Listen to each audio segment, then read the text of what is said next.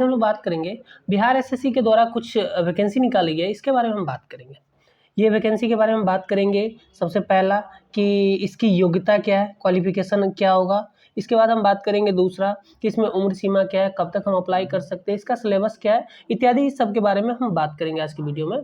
तो इसलिए आप लोग वीडियो के लास्ट तक बने रहिए। और बाकी आप लोग अगर चैनल पर नए हैं तो चैनल को सब्सक्राइब भी करें। दोस्तों हम बात करेंगे बिहार एसएससी के द्वारा अगर निकाला गया है तो क्षेत्र सहायक के पदों पर नियुक्ति हेतु विज्ञापन, यानी क्षेत्र सहायक के पद पर कुछ वैकेंसी निकाली गई है। ठीक है, इसके बारे में हम बात करेंगे। इसके लिए आप लोग अप्लाई कर सकते हैं, जो आपको फर्स्ट यहाँ पे दिख रहा होगा। ऑनलाइन रजिस्ट्रेशन जो होगा वो 25/4/2025 से 21/5/2000 यानी कि 25 अप्रैल से 21 मई तक आप अप्लाई कर सकते हैं, रजिस्ट्रेशन कर सकते हैं इसके लिए। इसके बाद हम बात करेंगे विज्ञापन संख्या 3/2025 में है और कृषि निदेशालय यानी कि क्षेत्र सहायक यानी कृषि निदेशालय के पद पे बहाली निकाली गई। इसके बारे में आगे हम बात करते हैं। इसकी अगर योग्यता की बात करें कि क्वालिफिकेशन क्या होगी, तो क्वालिफिकेशन है मान्यता प्राप्त संस्थान से, विश्वविद्यालय से आईएससी या कृषि डिप्लोमा होना चाहिए। आईएससी यानी इंटर आपका साइंस से होना चाहिए, फिजिक्स केमिस्ट्री मैथ से। और इसके अलावा कृषि डिप्लोमा, कृषि में आप डिप्लोमा किए हो, दोनों में से कोई एक चीज़ रहेगा तो आप फॉर्म अप्लाई कर सकते हैं। बाकी आर्ट कॉमर्स वाले ये फॉर्म अप्लाई नहीं कर सकते। इसके बारे में अगर हम बात करें तो वेतनमान 5200 से 20,200 के बीच में जो आपका बेसिक होगा वो होगा।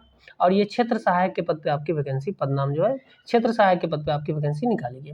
आगे हम बात करेंगे कि कितनी सीटें हैं, इसके बारे में हम बात करेंगे। रिक्ति के बारे में तो टोटल रिक्ति जो है आपका 201 रिक्ति है, यानी 201 पदों पर बहाली निकाली गई है।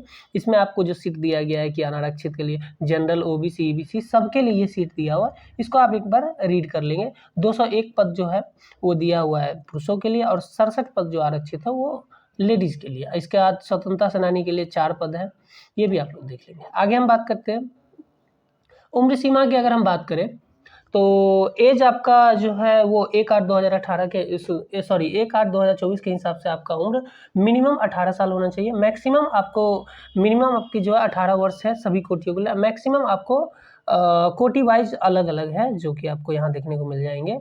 जो आपका मैक्सिमम है वो जनरल पुरुष के लिए 37 वर्ष है, और इसके अलावा जो पिछड़ा और अत्यंत पिछड़ा है उनके लिए 40 वर्ष है, और अनारक्षित महिला के लिए 40 वर्ष। इसके अलावा अनुसूचित जाति SC/ST के लिए 42 वर्ष आपका मैक्सिमम है। मिनिमम सबके लिए 18 वर्ष ही है। ठीक है, आगे हम बढ़ते हैं। आगे यदि हम बात करें नेक्स्ट, तो परीक्षा में सिलेबस क्या रहेगा इसके बारे में बात करेंगे कि आपका जो लिखित परीक्षा होगा इसमें क्या क्या चीज़ पूछा जाएगा और कैसे प्रश्न पूछा जाएगा। तो सबसे पहले आपका जो प्रश्न पूछा जाएगा वो परीक्षा की प्रकृति वास्तवनिष्ठ यानी ऑब्जेक्टिव प्रश्न पूछे जाएंगे। ऑब्जेक्टिव में क्या इसमें निगेटिव है या नहीं, इसके बारे में बात करते हैं। देखिए इसमें आपको कुल प्रश्नों की संख्या 150 होगी। आपका जो लिखित परीक्षा होगी कुल प्रश्नों की संख्या 150 होगी, और प्रत्येक सही उत्तर के लिए आपको 4 अंक मिलेंगे। इसके अलावा और प्रत्येक गलत उत्तर के लिए 1 अंक की कटौती आपकी की जाए। निगेटिव मार्किंग 0.25 की है। इसके अलावा बात करें तो आपका टाइम ड्यूरेशन जो रहेगा वो 2 घंटा 15 मिनट आपका टाइम ड्यूरेशन मिलेगा, यानी कि परीक्षा में टाइम, और टोटल 150 क्वेश्चन रहेंगे। आगे हम बात करते हैं कि सिलेबस में आपको पूछा क्या क्या जाएगा। ये सबसे बड़ा मायने रखता है। जब आप एग्ज़ाम की तैयारी करते हैं तो इसमें आपको ये ध्यान रखा जाता है कि क्या क्या चीज़ पूछा जाएगा। तो सामान्य अध्ययन से, यहाँ पे आपको दिख रहा होगा, सामान्य अध्ययन से पूछा जाएगा। जो जनरल स्टडीज से, SST से आपको पूछा जाएगा। समसामयिक विषय ये भी पूछा जाएगा। वैज्ञानिक या अंतर्राष्ट्रीय पुरस्कार, भारतीय भाषाएं, इस सब के बारे में आपको पूछा जाएगा। इसको आप वीडियो रोक कर आप एक बार पढ़ लेंगे कि क्या क्या चीज़ है। इसके अलावा भारत और उसके पड़ोसी देशों के बारे में ये सब पूछा जाएगा। भारतीय इतिहास, भूगोल और आर्थिक, राजनीतिक, ये सब सारा चीज़ पूछा जाएगा। इसके अलावा जो पूछा जाएगा आपका सामान्य विज्ञान एवं गणित, मैथ पूछा जाएगा, और जनरल साइंस पूछा जाएगा। इसमें ये सब मैट्रिक स्तर का रहेगा, यानी 10वीं के लेवल का सारा क्वेश्चंस रहेंगे। तो 10वीं के लेवल तक आप अगर अच्छा पढ़ लेते हैं तो एग्जाम निकल सकता है। सामान्य विज्ञान के फिजिक्स, केमिस्ट्री, बायोलॉजी और भूगोल भी पूछा जाएगा सामान्य विज्ञान में।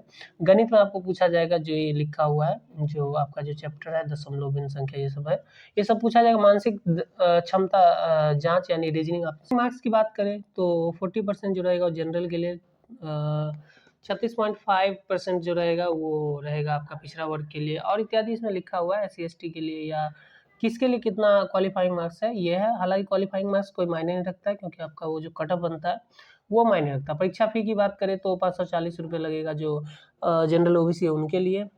और इसके अलावा सबका कम होता जाएगा, जैसे ST का 135 रुपये इत्यादि इसके लिए। बाकी जो अदर स्टेट के उनके लिए 540 रुपये वो जनरल में काउंट होगी इसके लिए। लास्ट डेट की बात करें तो 25/4 से हम ये पहले ही बता चुके हैं कि 25 अप्रैल से आपका 21 मई तक आपका